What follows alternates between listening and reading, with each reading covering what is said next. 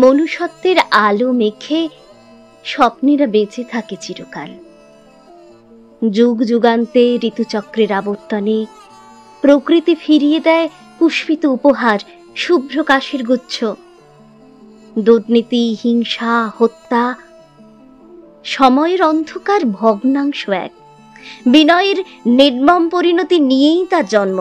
অগণন মানুষের ভালোবাসা নয়, ঘৃণার বিষবাষ্প নিয়েই তার সর্বগ্রাসী উত্থত পরিভ্রমণ। মিথ্যা ঢাকতে হয় হাজার মিথ্যার বিভ্রম ও মায়া জালে। সত্য চিরন্তন এক মায়া প্রদীপ। প্রবল দুর্যোগের পরেও সে একদিন ঠিক জ্বলে ওঠে। আবহমান বিশ্বাসের ওপর রেখে যায় চন্দন সুরভি। আলোর সংস্কার নিয়ে অমৃত ফিরে ফিরে আসে। তিমির বিনাশী ভোরের স্বপ্নে তারা হাজারে হাজারে লাখে লাখে এগিয়ে চলে সর্বগ্রাসী প্রলয়ে। একদিন তাসের ঘরের মতো মাটিতে মেশে পাপাচারের রাজ্যপাট, নিষিদ্ধ সম্পদের মিনার। জল, হাওয়া, মাটিতে অলক্ষ্যে মিশে থাকে সমস্ত গগনভেদী ক্রন্দন, দীর্ঘশ্বাস, রক্ত। প্রবাহের পথে পথে জেগে থাকার সময় বুঝে নেয় সব হিসেব।